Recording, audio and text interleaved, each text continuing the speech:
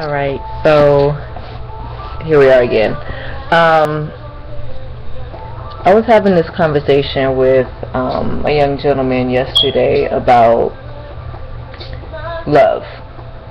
And basically, did he think, or, we were just getting opinions about our experiences and, the lesbian lifestyle, the straight lifestyle, how they're different, how our values are different, our morals are different, and how they're similar. We were talking about love and cheating, and he made a statement and said that it was obvious that this person still harbored anger towards his ex because of what happened. Obviously, the ex cheated.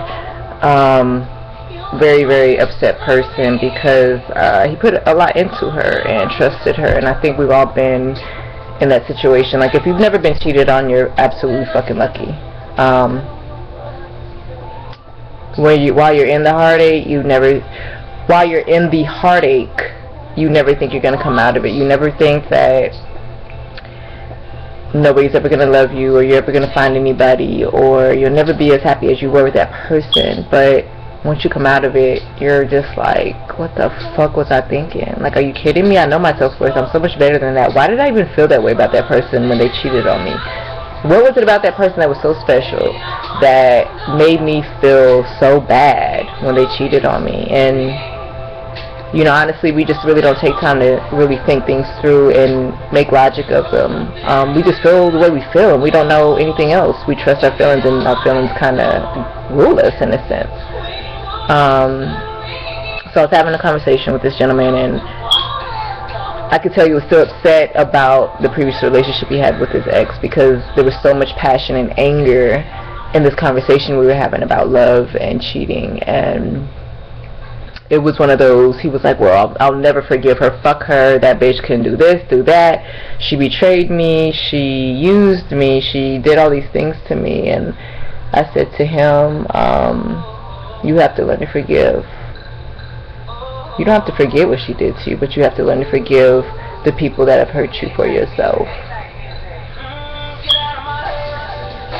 When I learned that, I was maybe 23 or 24, when I realized how much power forgiveness had on me, how much of an effect in a positive direction forgiving people who had hurt or harmed me. Like, when I genuinely really did forgive them, whether I told them or not, like, that peace that came over me was so empowering to me. And it's something that you can't really tell. Like, a person really has to do it and experience it to understand how much more at peace you are when you forgive somebody. It's just this weight lifting off of your shoulders, and coming at peace with that, and like having that harmony and that self-control to say, you know what, I forgive you for what you did. I never forget. I never forget what people do to me.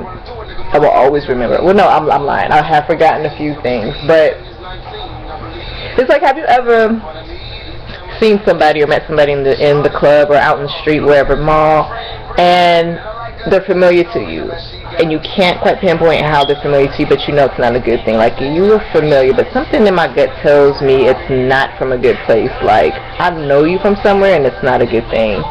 Trust your guts, ladies. Trust your guts, because women have just a special gift of intuition, and it's always fucking right. I don't know why. It must come from being able to birth. Something with birth, I don't know, maybe, but we just definitely have this intuition where we can tell. We know when some shit is up. You know what I mean? I don't know what it is. I don't know why guys don't have it. Maybe y'all do. I don't know, but women just have this intuition. So, anyway, back to this conversation. So we're having this conversation. The guy's like, I will never forgive her. I could tell there was a lot of hurt there, but I had to get through the message of my experience. So I told him, like, you gotta learn to forgive her. You don't have to forget. There's a difference. You do not have to forget what people have done to you, and I highly encourage you not to, good and bad. Never forget what people have done to you and for you. You don't want to forget those people, or what they did. You can forgive and move on and keep that can stop it can keep from hindering you from being or blossoming into the person that you're supposed to be, or even all that anger can block out people that should be in your life that might cause a positive effect on your life. So you really have to think about how is the way that I'm digesting what's happening to me affecting my future.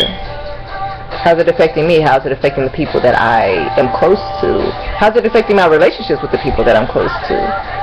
It's not an easy thing. It's a very hard struggle, like just trying to manage yourself throughout your life.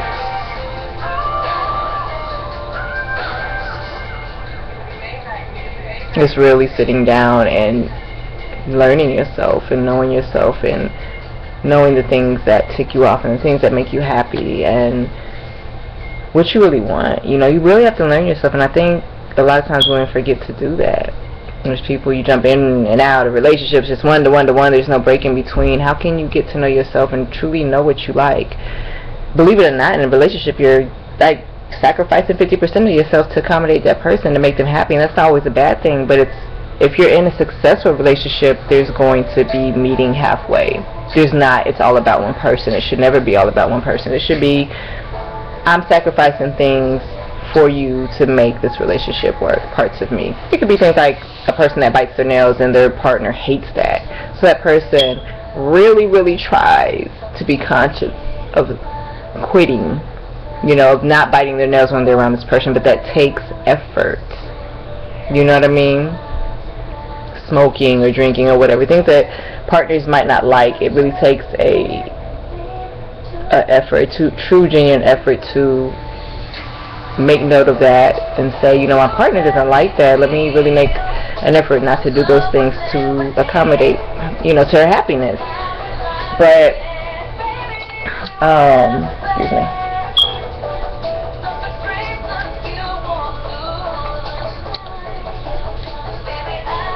Can't seem to get you off your mind.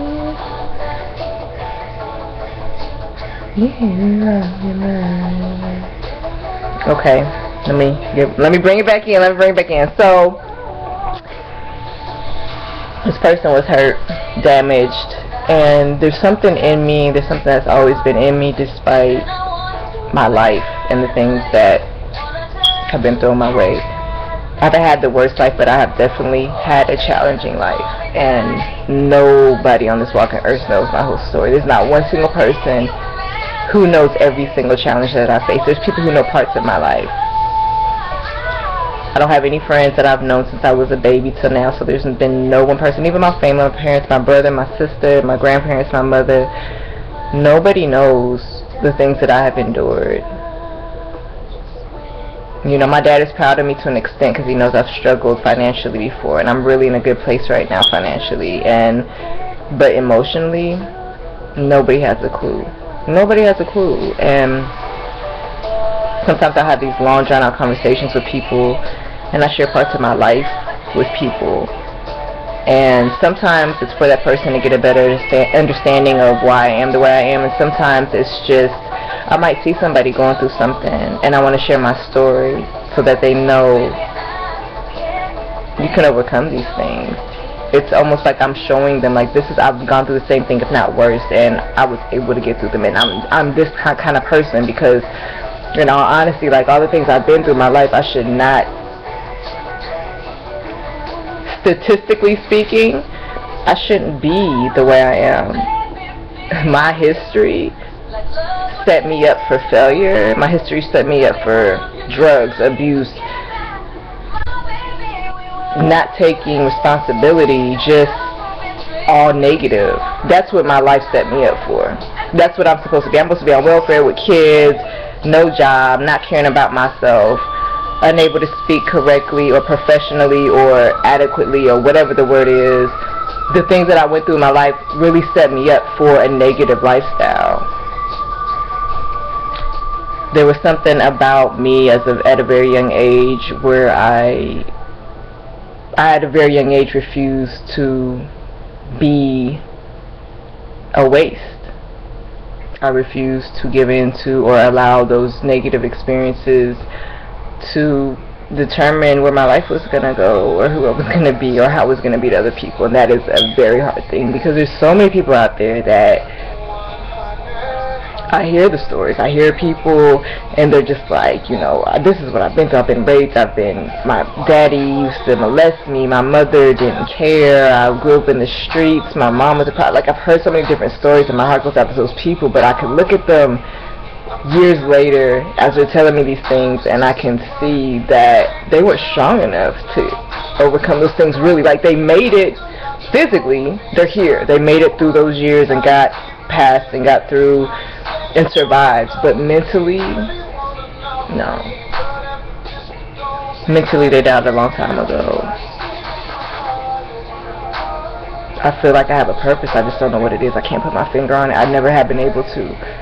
But there's definitely something inside of me that feels responsible for saving people.